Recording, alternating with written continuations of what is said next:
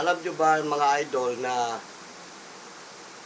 hindi pa man sumasapit ang takdang araw na ilulunsad ng rally ng mga INC ay nagbitaw na ng salita itong ating taga-DILG na aarestuhin niya ang mga iglesia ni Cristo.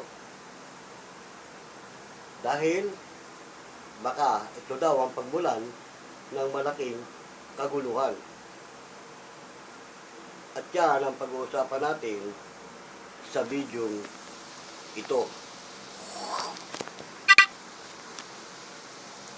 Bago natin mga idol ipagpatuloy ang ating talakayan dito sa ating pinapaksa, ay hayaan nyo munang batiin ko kayo ng isang magandang hapon. Saan man kayo naroon mga idol, mga Luzon, Visayas, Mindanao, nawa ay nasa mabuti kayong kalagayan hanggang sa mga oras na ito. Bueno mga idol, ituloy na natin ang ating paksang tinatalakay. May mga pagbabanta si Ginoong Vic Rimulya sa INC.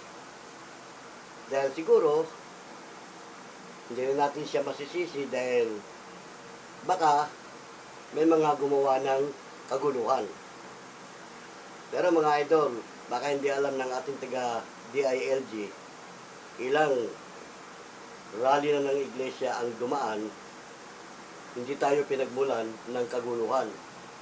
Hindi tulad ng mga nakaraang rally na hindi naman INC, ayun, may mga pinaghuhuli, di ba? Yun ang mga gumagawa ng kaguluhan. Dahil una, bakit? Wala silang disiplina, wala silang sapat na organisado, at higit sa lahat, wala silang patnubay. Hindi kagaya natin, nabanggit ko na yan sa mga unang video, bago mag-umpisa ang ating mga rally na isasagawa, saan ng dako yan, meron tayong mga pagpapanata para hihingi ng pahintulot, una sa ating Panginoong Diyos, pangalawa sa ating pamahala ng ating bayan o ng ating bansa, Pangulo, unang-una na. Tapos tayong mga INC, kaya tayo nagpapanata para dyan, ang pangunahin nating kahilingan sa ating Panginoong Diyos, bigyan tayo ng tamang gabay, patnubay, at higit sa lahat, ingatan tayong iligtas sa anumang uri ng kapahamakan. At yan ang hindi alam nitong ating taga-DILG. Akala niya katulad tayo ng mga ibang sekta o ng mga ibang grupo dyan na pabara-bara. Di ba mga idol? Kaya kung napapanood naman ito ng ating taga-DILG,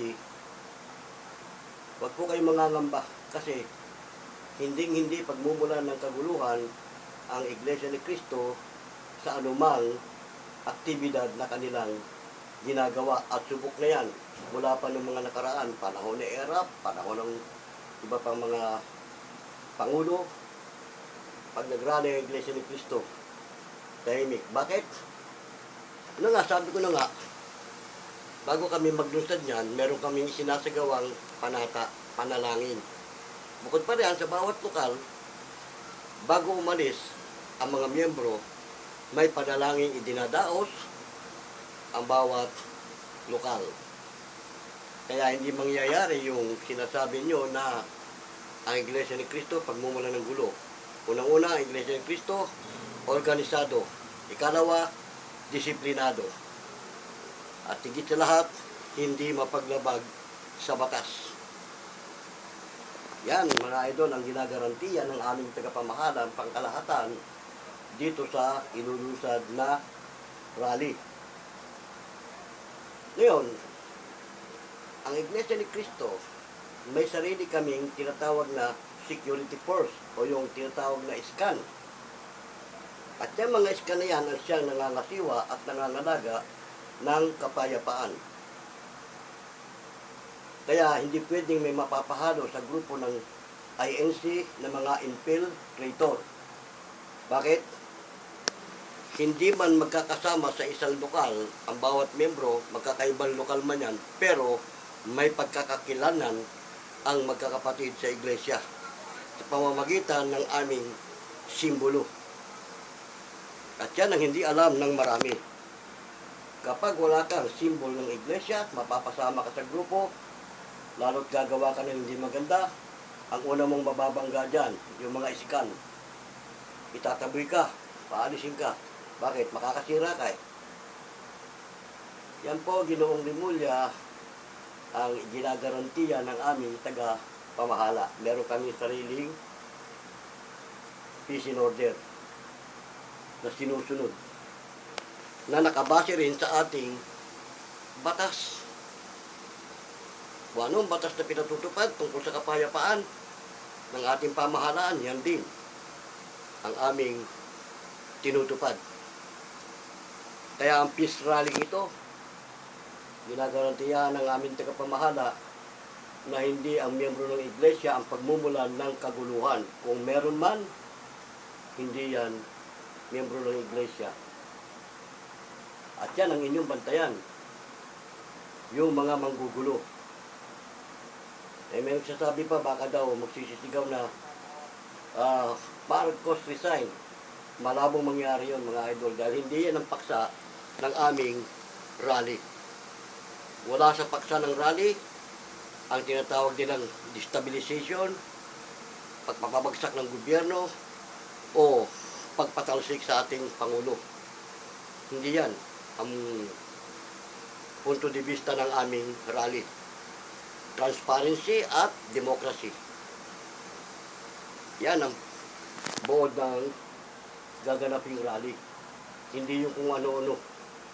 Kaya nga, kung meron mang magsisisigaw dyan, bongbong resign, o gustong pabagsakin ng gobyerno, wala po sa hanin ng iglesia yan. Yan ang bantayan nyo.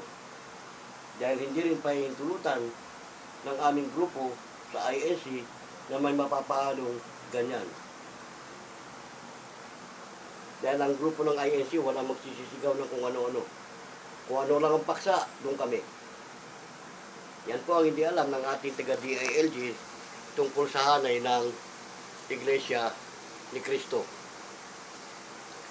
Gaya nga nung sinabi ng kapatid na nag-vlog niyan. Sabi nga niya, kung may pagmumulan man daw ng gulo, wala sa hanay ng INC. Totoo po yan.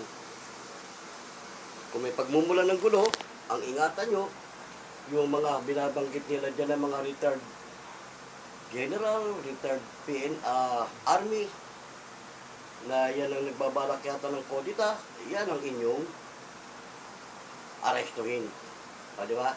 Kung kaya nyo sila. Yun. Kasi ang Iglesia ni Cristo, walang layunin na pabagsakin ng gobyerno. Ang layunin ng Iglesia ni Cristo, magkaisa, magsama-sama. Kaya nga transparency and democracy. Kaya yan mga idol, sana unawaan to ng ating taga-DILG na huwag siya basta-basta magbabanta sa Iglesia ni Cristo na parang tinatakot niya kami. Hindi na niya kami kailangan takutin sa ganyan kasi dati na kaming takot eh. Oo, kaya nga sumusunod kami sa batas dahil dati na kaming takot lumabag.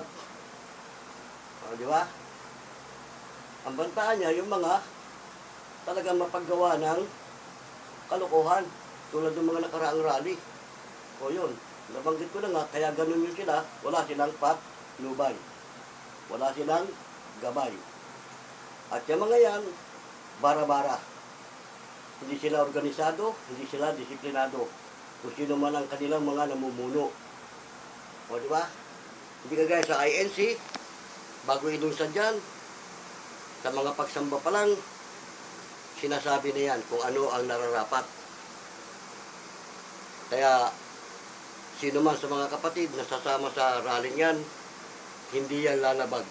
Hindi yan gagawa ng anumang ikasisira sa iglesia. Bakit? Unang-una, sasabihin ko na sa inyo, nabanggit ko na ito sa una kong video. Walang INC na gustong matiwalag ng dahil lang sa ganyang paglabag. Bakit? Sayang ang pagiging INC mo kapag ikaw gumawa ng ikalalabag sa tuntunin ng iglesia.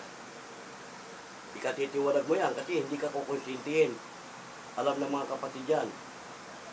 At yan ang dapat malaman ng ating taga-sanlibutan na hindi kinukonsinti sa iglesia yung mapaggawa ng aliwaswas na makakasira sa kabuuan ng iglesia. Hindi kagaya ng mga sinasabi ni Ginoong Labrador, mga iglesia raw ni Cristo, lalo ang aming pamunuan, balasubas, magnanakaw, kung ano-anong sinasabi, at kung murahin niya, katakot-takot. Hindi po ganyan. Dahil, sabi nga, kung anong puno siyang bunga. Kung anong pinatutupad ng aming pinuno, yun ang masusunod. Kaya na, sa totoo lang, bakit pag ang iglesia ni Cristo ang magsasagawa ng mga ganyang okasyon, maraming lumalabas na kung ano-ano mga estikulasyon.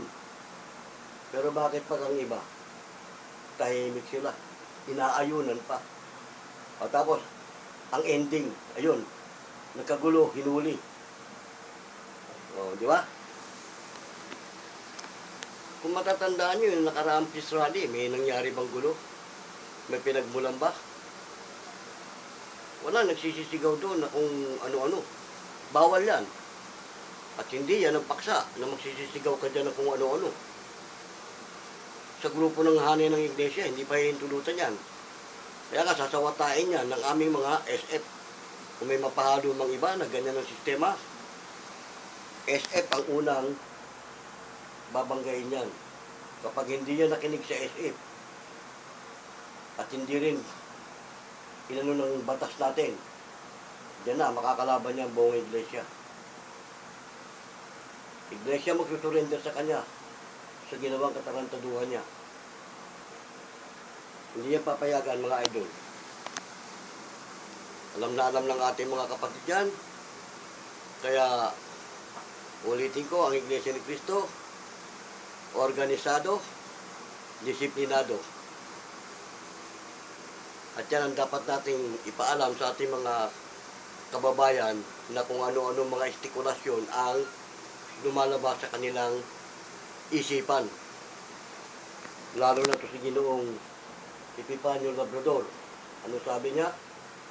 Kapag hindi raw sinumpo ang Iglesia ni Cristo, aalipinin ang ating pamahalaan, sasakupin ang ating buong bansa. Ginoong Labrador, kung sakupin man ng Iglesia ang buong bansa, sa kapayapaan, hindi sa kaguluhan, na gaya ng iniisip mo. Diyan unang-una, kung sa pagtupad lang at pagsunod sa batas, number 1 na, ang Iglesia ni Cristo. Hindi kagaya ng ibang mga grupo dyan. At ikaw, kasama ka na rin sa mga grupo na mapaglabag. Yan ang ginagarantiyahan ng Iglesia, isa ka sa mapaglabag at sumusuway sa batas. Huwag mo kaming itulad sa iyo. Kaya nga, ito mga idol, pag-uusapan lang naman natin, pagkukwentuhan natin, dahil nga doon sa napipintong rally namin. Pero mga idol subaybayan nyo na lang ang mangyayari. At yung ating mga kapatid dyan na nasa peace in order, nasa larangan ng tagapamayapa. Mga idol, yan ang babantayan nyo, yung may mapapahalo na infiltrator na siyang sisira sa atin. Huwag nating pahihintulutan na ang bawat hanay natin may mapahalo na manggugulo. Kahit kapatid yan, kung pagmumula ng gulo yan, hindi natin kinukonsinti yan. Dinidisiplina yan, di ba? At wala namang kapatid na mangangahas, gawin yun na manggugulo. Dahil unang-una, nabanggit ko na nga, ang bawat miyembro ng Iglesia ni Cristo na tunay, takot matiwalag. Ikatitiwalag mo yan dahil kasiraan ng buong Iglesia yan. O di ba? Yung sinasabi nga na sakit ng kalingkingan, dama ng buong katawan. Kaya nga yung pagmumura-mura ni Ginoong Labrador sa ating pamamahala, sa totoo lang, dama ng buong katawan yun. Pero hindi na lang siya papansinin dahil nga sa ang utos, ipa-Diyos na lang. Ipa-Diyos na lang daw. Yung mga ginagawa niya, hindi lang sa atin, kundi sa pamunuan. At bahala na nga naman ang Diyos sa kanya. Wala pang kumalaban sa iglesia na hindi pinatulan ng Diyos. Yan. Kasi nga, ang mga hiniran ng Diyos, sabi nga sa Biblia, sino ang laban sa inyo kung ang Diyos ang kasama nyo? At saraling ito, sabi ni Kristo, isa magkatipon sa aking pangalan, nariyan ako sa gitna nila. Kaya mga idol, at ang ating mga idol dyan na hindi kaalib sa iglesia, huwag po kayong mag-aalala. Walang mangyayaring kaguluhan na magmumula sa iglesia. Kaya nga pinangaanyaya namin to eh. Doon naman sa mga inaanyayahan, mga idol, ha? Kung sakaling tatanggapin nyo yung anyaya ng iglesia na makilahok dito, kung anong tuntunin na pinatutupad sa loob ng iglesia, yun ang sundin natin. O kung ano ang paksa, doon tayo. Peace rally, di ba? Democracy and transparency. Ganyan mga idol. Yan tinalakay lang natin dahil nga doon sa banta ni Ginoong Vic Rimulya na aarestuhin ang iglesia ni Cristo. Kaya nga ang tanong, bakit? Ba't niya aarestuhin? Dahil ba, labag ba sa batas yung pagrarally? Karapatan ng bawat tao ang ipahayag ang kanyang damdamin. So, bakit ang iglesia ni Cristo hindi ba mamamayang Pilipino rin yan? Wala bang karapatan? Meron, lahat tayo may karapatan. Lalo't naaayon sa ating saligang batas. Yan ang higit sa lahat, huwag kang lalabag. At yan ang tuntunin ng iglesia ni Cristo. Huwag lalabag sa anumang batas na pinaiiral ng ating pamahalaan. Okay lang mga idol ha. Salamat ng marami sa maikli nating kwentuhan ito at sinamahan niyo ako. Tinalakay lang naman natin ang maikling video ito, yung paksa tungkol sa banta ng ating idol na si Vic Rimulya.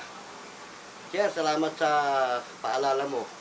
Kaya mo, matutupad yung sinabi mo na aarestuhin mo, pero hindi iglesia ni Cristo Tiyak ang aarestuhin mo. Kung may aarestuhin ka man dyan, hindi yan miyembro ng iglesia. Dahil nga, ang iglesia ni Cristo, ulitin ko, sa bawat lokal na panggagalingan, nananalangin mo na yan bago tumungo sa dako ng pagdarausan.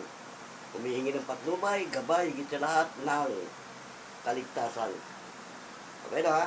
Alam ng mga kapatid yan. O ito pong muli, inyong lingkod, si Boyet. Pansamantalang nagpapaalam. Hanggang sa muli. Paalam!